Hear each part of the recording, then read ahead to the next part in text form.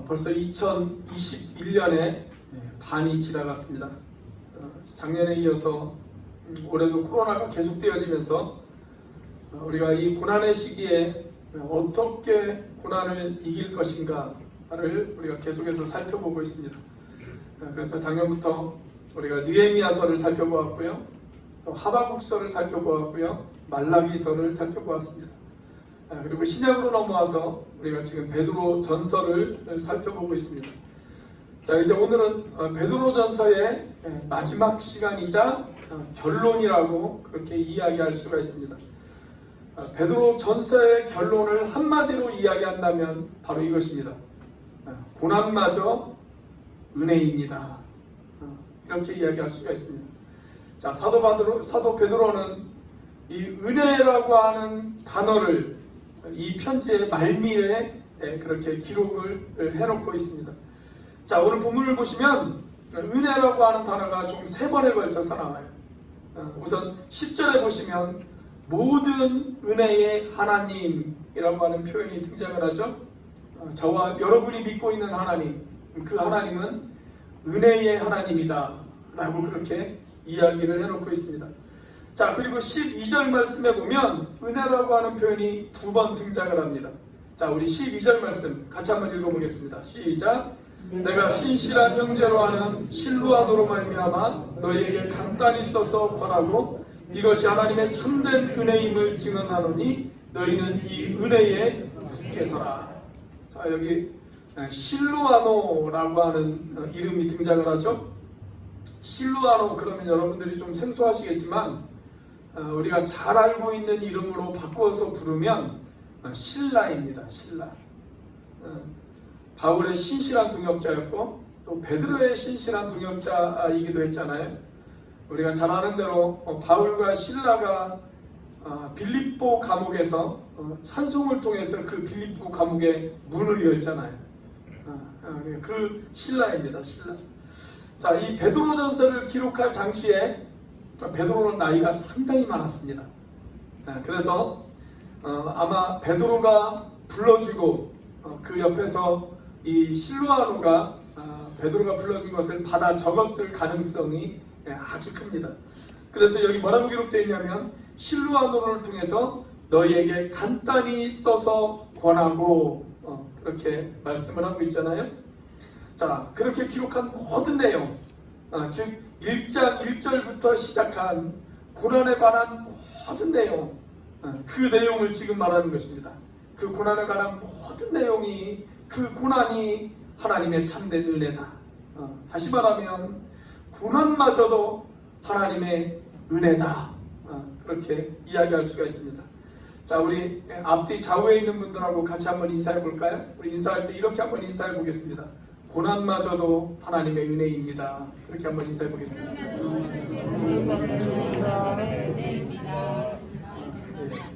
우리에게 고난을 허락하신 하나님, 여러분 그 하나님이 어떤 하나님일까요? 자, 10절 말씀 같이 한번 읽어보겠습니다. 시작.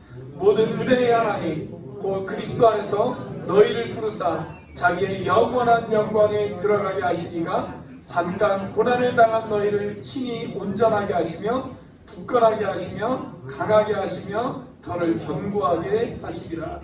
자, 여기 하나님을 가리켜서 은혜의 하나님이다 그렇게 이야기하고 있습니다. 자, 그런데 그것도 그냥 은혜의 하나님이 아니라 어떤 은혜의 하나님이에요? 모든 은혜의 하나님이에요. 모든 은혜의 하나님. 자, 그러면서 여기 10절 말씀해 보니까 아주 의미 있는 동사 6개가 소개가 되어지고 있습니다. 자, 이 6개의 동사를 살펴보면 은혜의 하나님께서 저와 여러분들의 삶 가운데에서 어떤 일을 행하시는지 아주 잘 설명을 해주고 있어요. 자, 일단 은혜의 하나님은 우리를 부르십니다. 그리고 두 번째로 은혜의 하나님은 잠깐의 고난을 허락하십니다. 그리고 세 번째로 은혜의 하나님이 우리를 온전하게 하십니다. 자, 그리고 네 번째로 은혜의 하나님이 우리를 굳건하게 하십니다. 그리고 다섯 번째로 은혜의 하나님이 우리를 강하게 하십니다. 그리고 마지막 6번째로 그 은혜의 하나님이 우리 인생의 터를 견고하게 하십니다. 자, 일단 은혜의 하나님이 저와 여러분들을 부르셨어요. 여러분 그 사실을 믿으십니까? 하나님이 나를 부르셨다. 저와 여러분이 구원받도록 우리를 불러주신 것, 여러분 그것이 바로 하나님의 은혜임을 믿으시기를 바랍니다. 자, 우리가 잘 알고 있는 에베소서 2장 8절 말씀에 보면 이런 말씀이 있죠. 너희는 그 은혜에 의하여 믿음으로 말미암아 구원을 얻었나니. 그렇게 기록되어 있어요. 자, 우리가 구원받은 것, 그것이 무엇 때문에 구원받았다고요? 하나님의 은혜 때문에 구원받았다 라고 그렇게 말씀을 하고 있습니다. 자, 여러분 우리가 구원받을 자격이 없어요. 여러분 은혜의 뜻이 무엇입니까? 제가 은혜의 뜻이 무엇이라고 여러분들에게 항상 말씀을 하죠. 은혜란 무엇입니까? 은혜는 받을 자격이 없는 나에게 베풀어 주시는 하나님의 일방적인 사랑, 그것이 은혜예요. 나는 그런 사랑을 받을 만한 자격이 전혀 없어요. 나의 행위를 뒤돌아보면 내가 하나님의 사랑을 받을 만한 자격이 전혀 없어요. 그런 행위를 한 적이 없습니다. 그러나 그럼에도 불구하고 일방적으로 나를 사랑해 주시는 그 사랑, 여러분 그것이 뭐냐면 그것이 바로 은혜예요. 그것이 은혜. 여러분 그 하나님의 은혜로 저를 불러주셨고, 그 하나님의 은혜로 여러분들을 불러주셨고 우리들을 구원해 주셨습니다. 그것이 바로 하나님의 은혜입니다.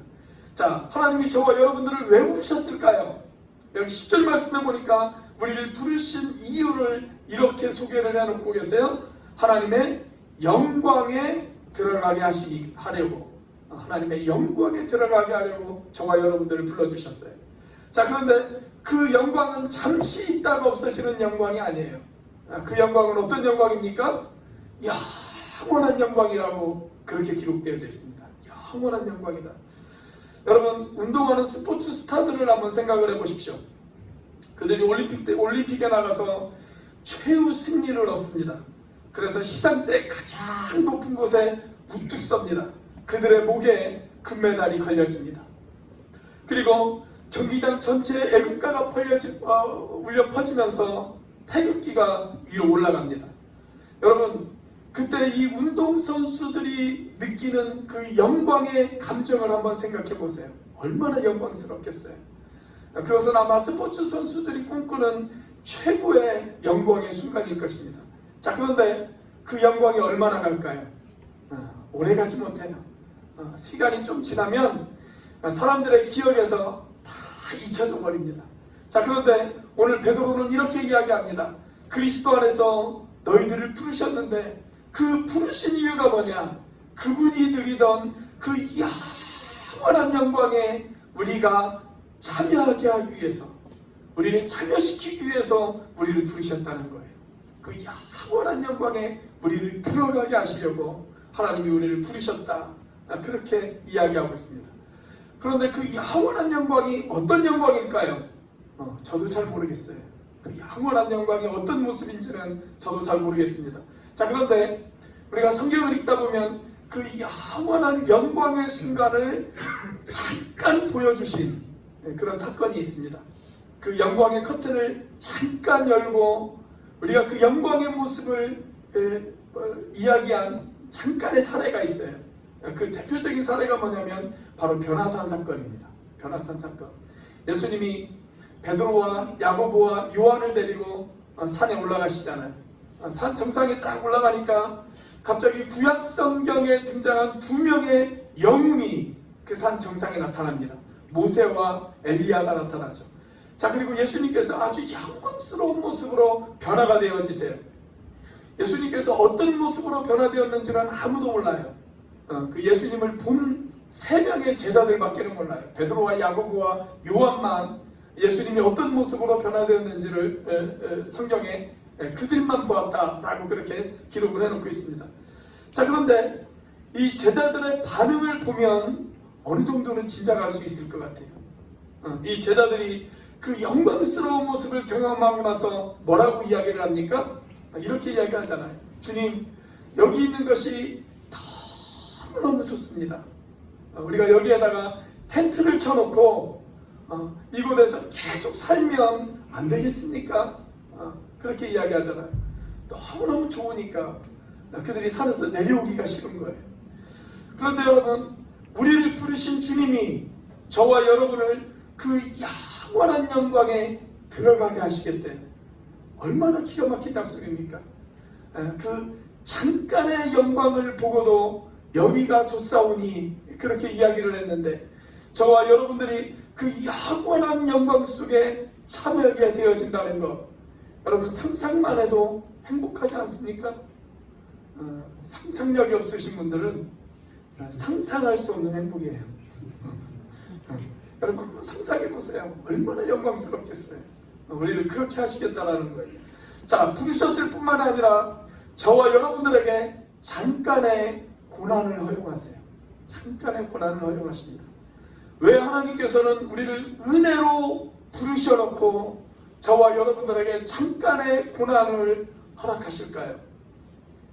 우리를 성숙시키기 위해서 그러실 수도 있어요. 또 우리를 지금보다 더 단단하게 만드시기 위해서 우리를 그렇게 하실 수도 있습니다. 자, 그런데 중요한 것은 뭐냐면 그 고난이 잠깐의 고난이라는 것이에요. 잠깐의 고난. 자, 하나님의 백성들도, 예수 믿는 저와 여러분도 이 땅에서 고난을 받을 수가 있습니다. 여러분, 예수 믿는 사람도 암에 걸릴 수 있고요, 예수 믿는 사람도 경제적으로 힘들어질 수 있고요, 예수 믿는 사람도 이 땅에서 사람들과의 관계에서 문제가 생길 수가 있어요. 자, 그런데 그 고난은 오래가는 고난이 아니라 그 고난이 얼마 동안 간다고요? 잠깐의 고난이다, 그렇게 이야기합니다. 잠깐의 고난이다. 그런데 베드로가 여기에서 잠깐의 고난을 강조한 것은 이미 언급한 영원한 영광과 대비시키기 위해서 그렇습니다. 여러분, 주님의 영광은 영원해요.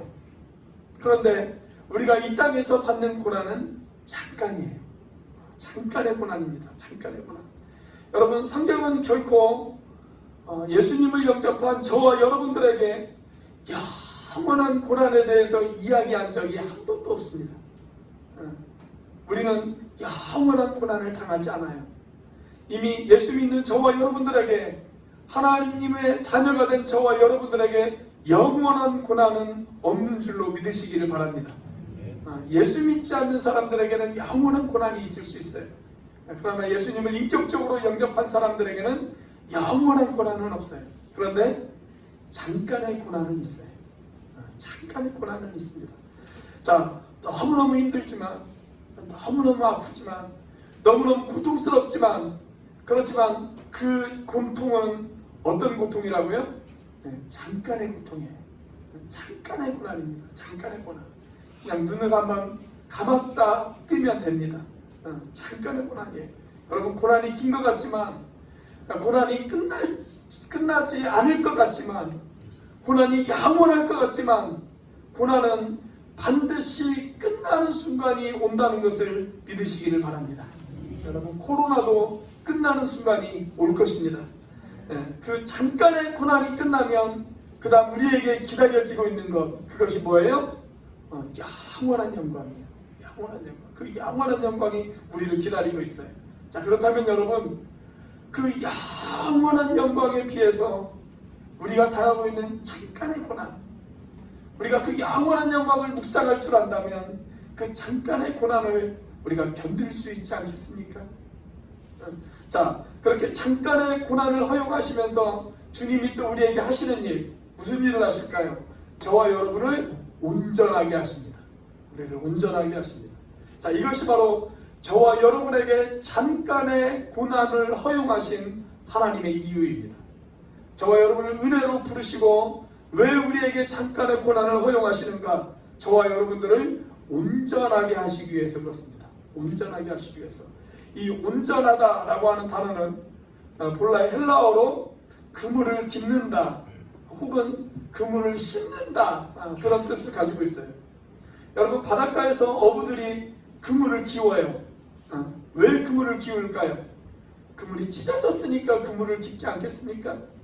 여러분, 우리가 인생을 살다 보면 우리 인생의 그물이 찢어질 때가 있어요.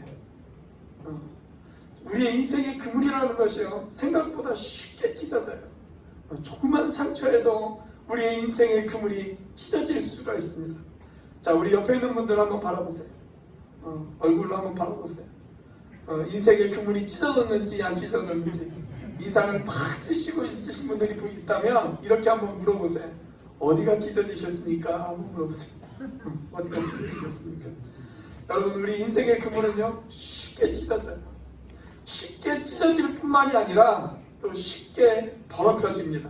자, 그런데 우리가 고난을 만나고 그 고난을 통과하면서 찢어진 우리의 그물을 다시 수선해요. 그래서 고난이 필요한 거예요. 결국 그리스도인에게 있어서 고난이란 무엇이냐?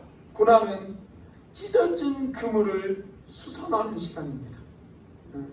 고난이 여러분들에게 닥치면 원망하지 말고 불평하지 말고 여러분들 인생 가운데 찢어진 고난, 찢어진 그물, 그 그물을 잘 수선하고 씻을 수 있는 저와 여러분들이 되시길 주의 이름으로 축원합니다. 자, 은혜의 하나님이 우리를 온전하게도 하시지만 우리를 굳건하게 하십니다. 우리를 굳건하게 하세요. 여러분, 우리가 운전하다 보면 차가 반듯하게 가지 않고 한쪽으로 치우쳐서 가는 차들이 있죠. 우리가 그런 차들 뒤를 따라가다 보면 막 짜증이 나잖아요. 저 사람 뭐 마셨나 그런 생각이 들기도 하고. 그래서 그 차를 비껴가지 않습니까? 그런데 요즘은 기술이 하도 좋아져가지고요, 이 자동차도 나올 때 한쪽으로 쏠리지 않도록 차선을 깜빡이도 넣지 않았는데 차선을 넘어가지 않도록 자동차가 스스로 차선을 잡아주는 그런 기능이 있어요. 그것이 뭐냐면 여기에서 이야기하는 굳건하다라고 하는 말이 바로 그 말입니다. 굳건하다. 나를 치우치지 않도록 반듯하게 잡아주는 것, 그것이 바로 굳건하다, 그 이야기예요. 저는 베드로가 여기에서 굳건하다라고 하는 이 본문을 기록을 할 때 아마 머릿속에는 그가 예수님께서 그에게 하신 이야기가 생각났을 것 같아요. 자, 우리가 예수님이 체포되기 전에 이 베드로전서를 쓴 사랑하는 제자 베드로에게 예수님께서 이런 말씀을 하시죠. 시몬아, 시몬아, 사탄이 너를 밀가부르듯 하려고 너를 청구하였다.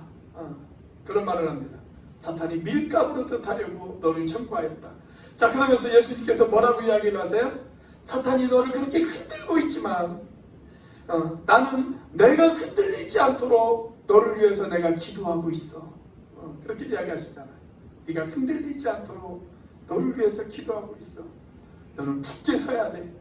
그렇게 이야기하시잖아요. 자, 여러분, 우리의 인생이 왜 흔들릴까요? 내 인생에 분명한 초점이 없고 목표가 없을 때 우리의 인생이 흔들립니다. 그러나 예수님께서 내 인생의 초점이 되어지면 여러분, 우리는 더 이상 흔들리지 않고 굳건히 세워질 줄로 믿습니다. 흥미로운 사실은 베드로가 성령 충만함을 받아요. 그리고 오순절날 이 베드로가 설교를 합니다. 그런데 베드로의 설교 가운데 이런 내용이 등장을 해요. 자, 사도행전 2장 25절. 자, 우리 같이 한번 읽어보겠습니다. 시작. 다시 그를 가리켜 이르되 내가 항상 내 앞에 계신 주를 배웠으며 나로 요동하지 않게 하기 위하여 그가 내 우편에 계시도다.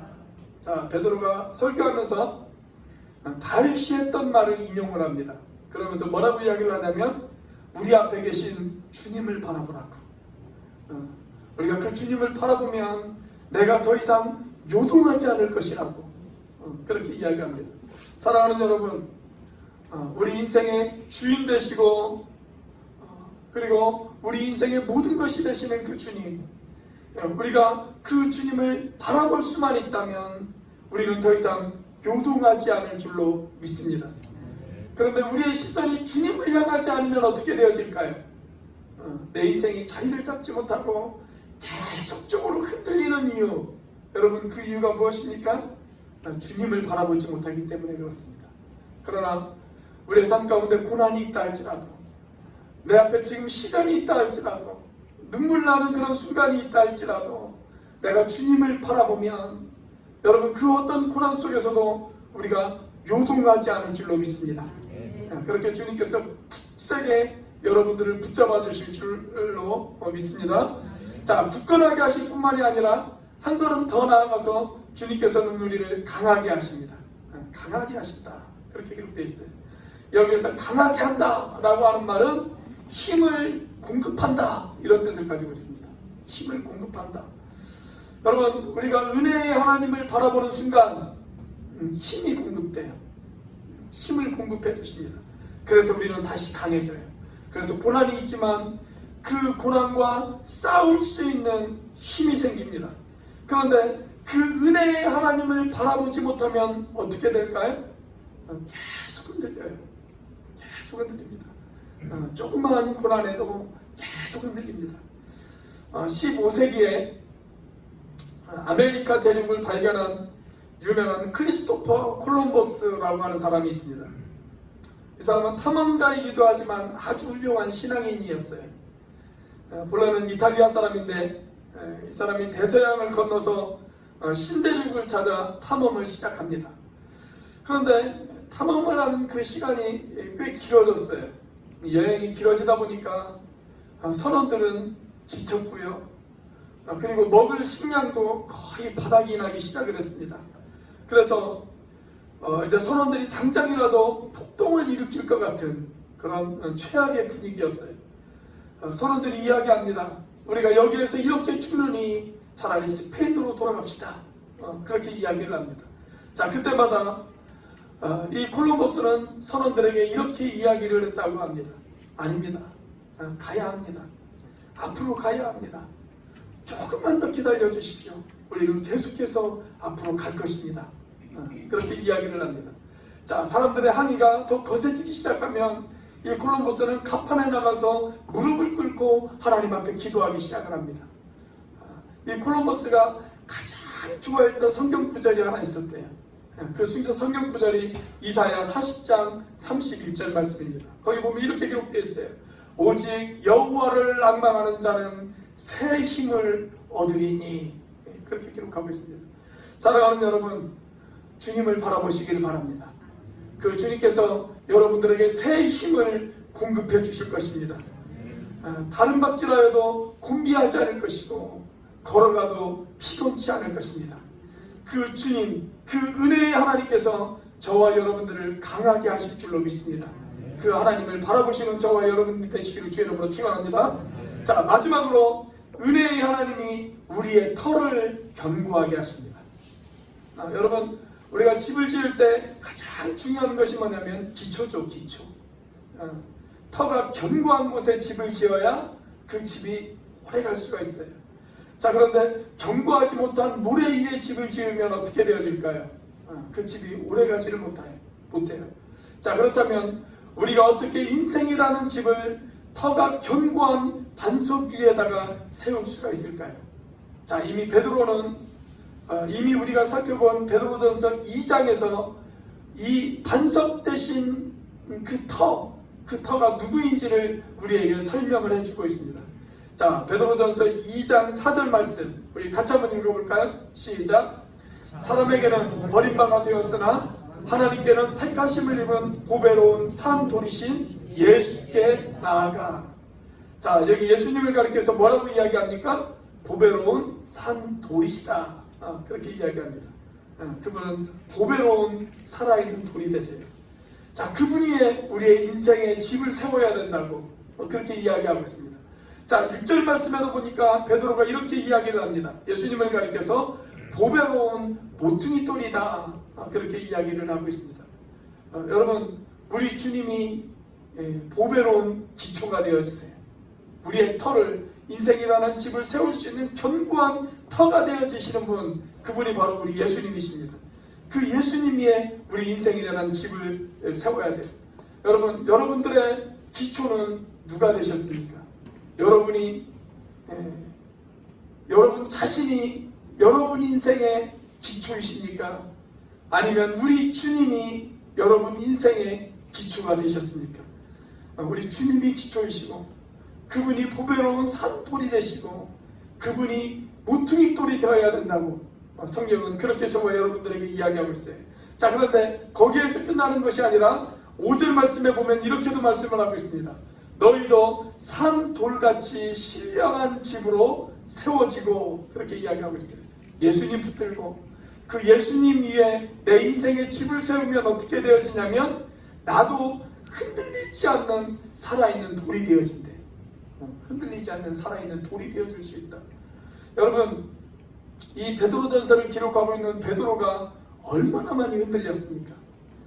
그런데 이 베드로에게 예수님께서 예언적으로 하신 말씀이 있죠. 베드로를 처음 만나셨을 때 이 베드로에게 하신 우리 예수님의 예언적인 말씀, 여러분 기억하십니까? 예수님이 이런 말씀을 하셨잖아요.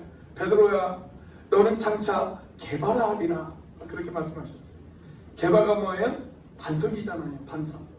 처음에는 그렇게도 흔들렸던 이 베드로가 나중에는 정말 흔들리지 않는 반석이 되어졌어요. 그래서 초대교회의 기초를 세우는 아주 훌륭한 역할을 이 베드로가 감당하지 않습니까? 여러분, 이렇게 흔들리고 요동쳤던 베드로도 변화가 되어져서 주님의 교회를 세우는 그런 기초의 역할을 감당했다면, 사랑하는 여러분, 오늘 쉽게 흔들리는 우리들, 오늘 쉽게 요동치는 우리들, 오늘 쉽게 넘어지고 쉽게 나약해지고 쉽게 연약해지는 우리들, 저와 여러분들도 베드로처럼 흔들리지 않고 굳건하게 세워질 수 있지 않겠어요? 베드로도 굳건하게 세워졌다면 여러분, 저와 여러분들도 굳건하게 세워질 수 있지 않겠습니까? 자, 그러려면 어떻게 해야 될까요? 주님을 바라봐야 된다라는 거예요. 은혜의 주님을 바라봐야 된다라는 것입니다. 자, 우리 다시 한번 이 베드로전서 5장 10절의 말씀을 우리 같이 한번 읽어보겠습니다. 되도록이면 여러분들이 나중에라도 이 5장 10절의 말씀을 암송을 했으면 좋겠어요. 자, 우리 5장 10절 말씀 같이 한번 읽어보겠습니다. 시작. 모든 은혜의 하나님 곧 그리스도 안에서 너희를 부르사 자기의 영원한 영광에 들어가게 하시니가 잠깐 고난을 당한 너희를 친히 온전하게 하시며 굳건하게 하시며 강하게 하시며 더를 견고하게 하시리라. 자, 그 다음 권능이 세세 부응하도록 그에게 있을지어다. 아멘. 여러분, 얼마나 아름다운 말씀이에요. 정말 복된 서신의 결론이라고 그렇게 이야기할 수가 있지 않겠습니까? 자, 이제 12절 말씀부터는 마지막 권면을 이야기하고 있어요.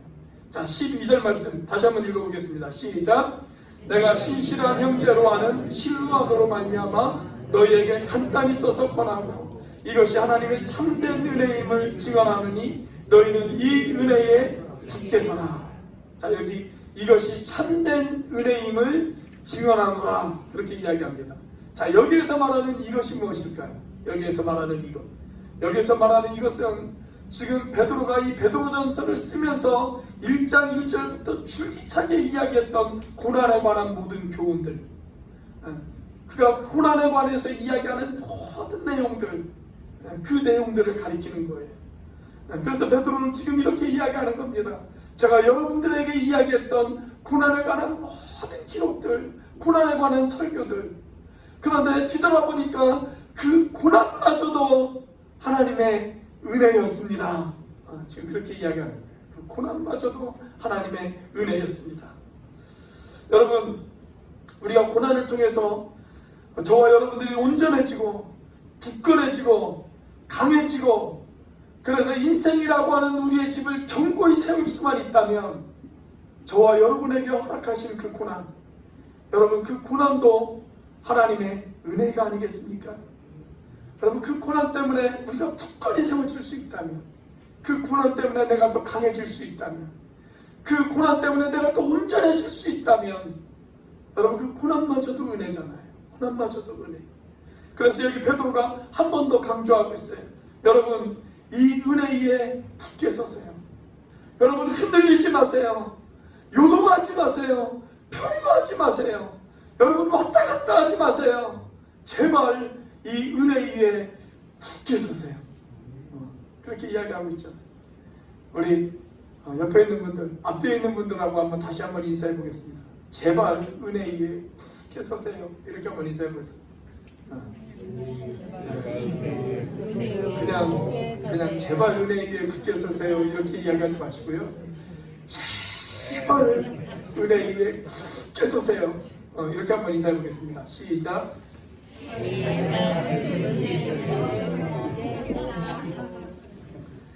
자, 이제 13절과 14절은요 마지막 문안 인사예요. 마지막 문안 인사. 자, 우리 13절과 14절 같이 한번 읽어보겠습니다. 시작. 택하심을 함께 받은 바벨론에 있는 교회가 너희에게 문안하고 내 아들 마가도 그리하느니라. 너희는 사랑의 입맞춤으로 서로 문안하라. 그리스도 안에 있는 너희 모든 이에게 평강이 있을지어다. 자, 여기 등장하는 바벨론은 바빌로니아라고 하는 제국의 옛 수도입니다. 옛날 바벨로니아라고 하는 제국이 있었어요. 그 제국의 수도가 바로 바벨론이에요. 그러니까 지금 베드로가 편지를 쓰고 있는 이 당시의 도시가 아니라 벌써 베드로가 살기 예전에 있었던 도시예요. 예전에 있었던 도시.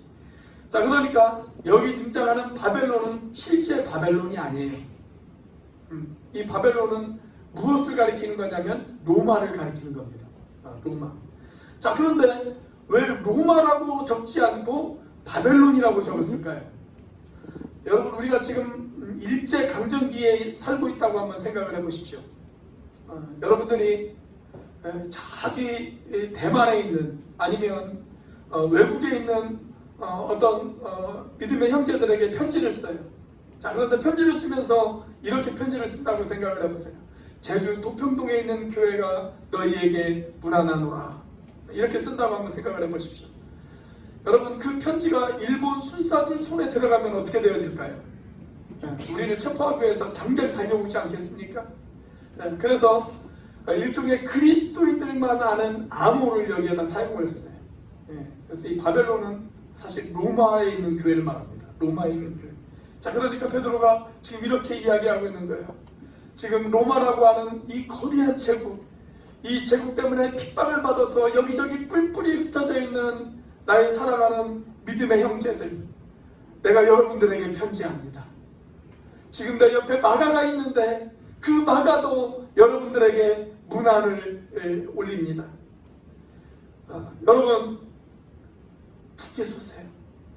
믿음 위에 굳게 서십시오. 비록 지금 우리가 핍박을 받아서 뿔뿔이 흩어져 고난을 겪고 있지만 여러분, 하나님의 은혜 안에 굳게 서십시오.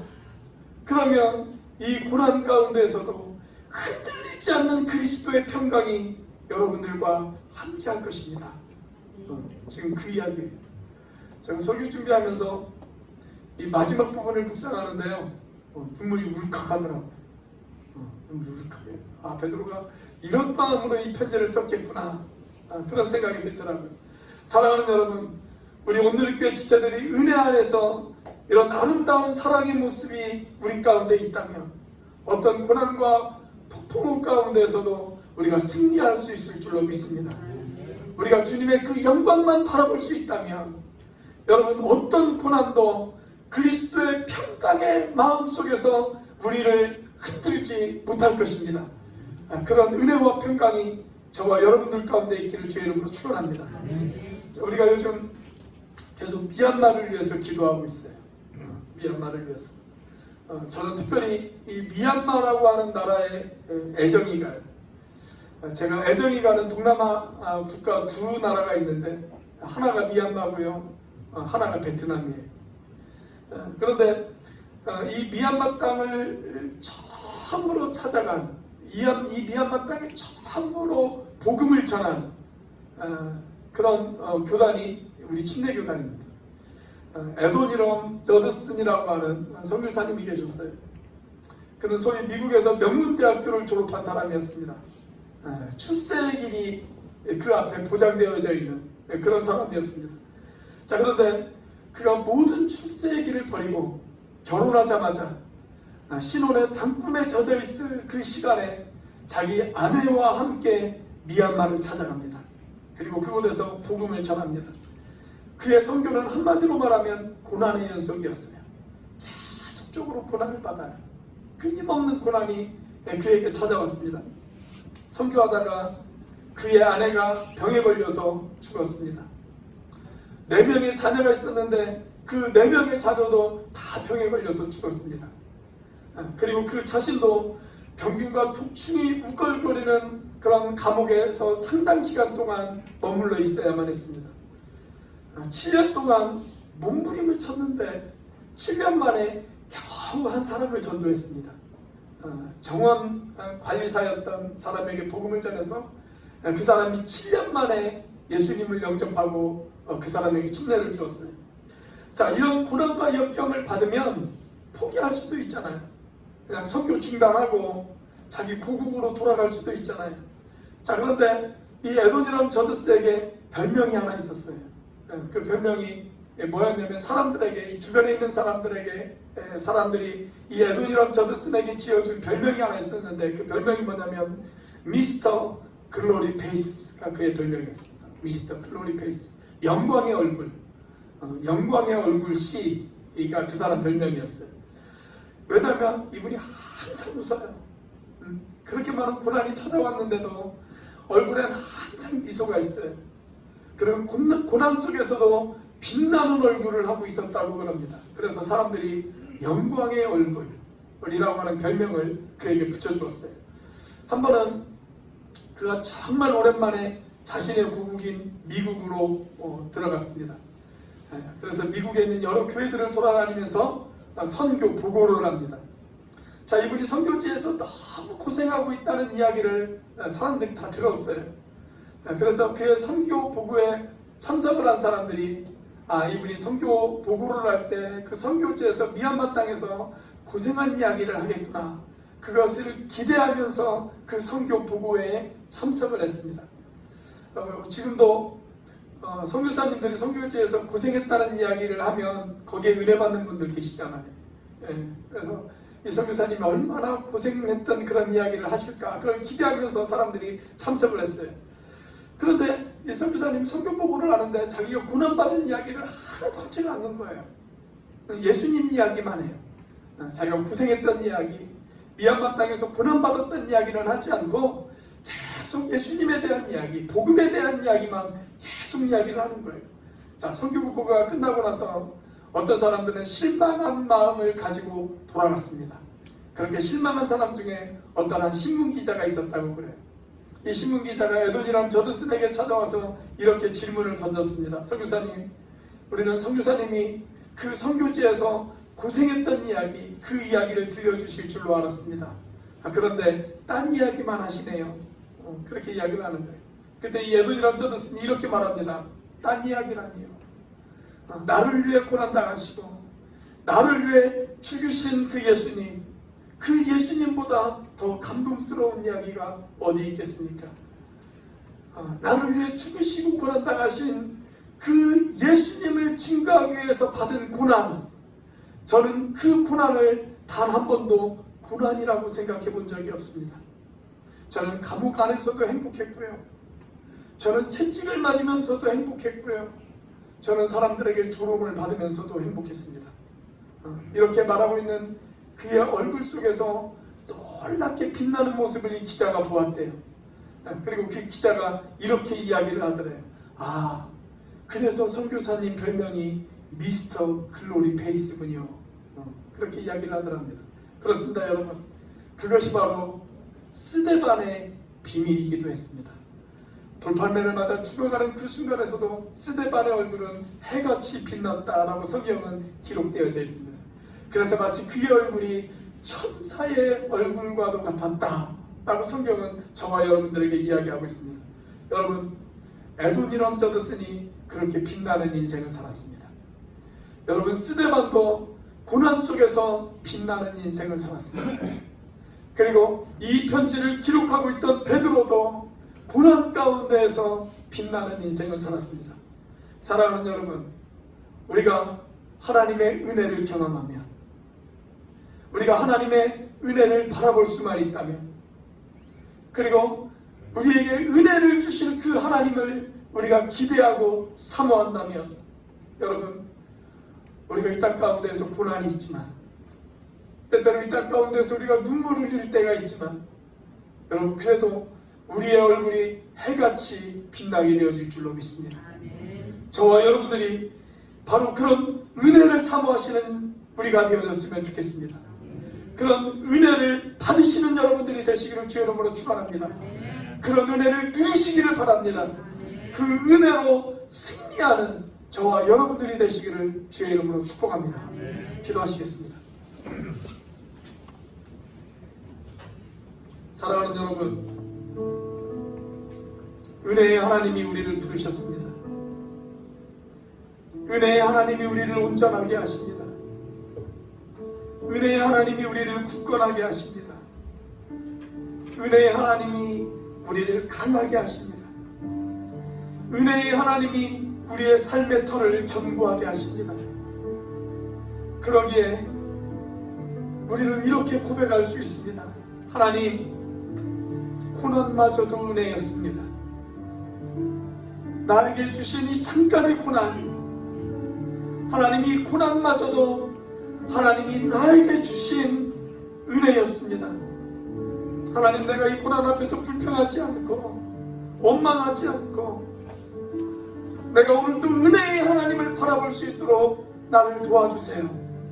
우리 이렇게 같이 한번 한 목소리로 기도하는 시간 갖도록 하겠습니다. 같이 한번 기도합니다. 할렐루야. 살아계시며 역사하시는 주님 감사합니다. 아버지 하나님, 이 시간 아버지 하나님 우리를 붙잡아 주시옵소서. 아버지 하나님, 은혜의 하나님이 우리를 부르셨습니다. 아버지 하나님, 은혜의 하나님이 우리를 온전하게 하셨습니다. 하나님, 은혜의 하나님이 나를 굳건하게 하셨습니다. 하나님이 은혜의 하나님이 나를 강하게 하셨습니다. 하나님, 은혜의 하나님이 나의 인생의 터를 견고하게 하셨습니다. 그렇게 하나님, 아버지 하나님 이렇게 고백합니다. 하나님, 나에게 주신 고난마저도 하나님의 은혜입니다. 하나님, 때때로 눈물이 날 때가 있고, 아버지 하나님 때때로 가슴 아플 때가 있고, 하나님 때때로 사람 때문에 상처받을 때가 있고, 아버지 하나님 때때로 경제적으로 어려움을 당할 수도 있고, 하나님 때때로 육체적인 질병 때문에 하나님 내가 힘들어질 수도 있지만, 하나님 그 고난마저도 하나님의 은혜입니다. 그 고난을 통하여 강하게 하시는 하나님, 그 고난을 통하여 나를 강하게 하시는 하나님, 하나님 그 하나님을 믿습니다. 아버지 하나님, 그 하나님을 바라봅니다. 하나님 그 하나님을 기대합니다. 하나님 그 하나님을 사모합니다. 그 은혜를 우리 인생이 그렇게 하여 주시옵소서.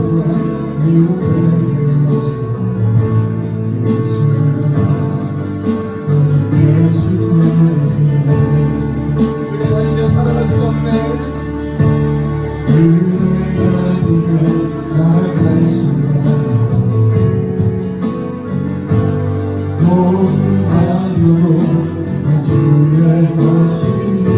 세상 평안과 이루어내기 없어서 은혜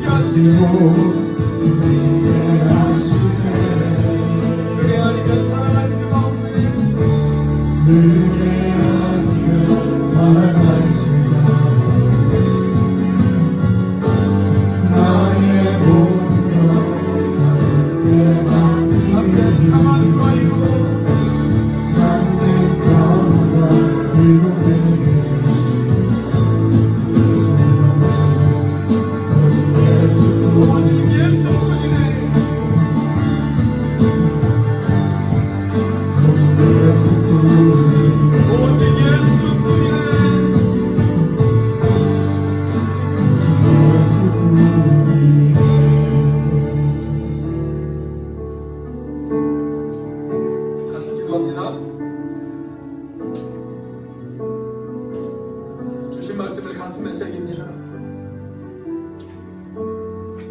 하나님, 고난마저 하나님의 은혜임을 고백합니다.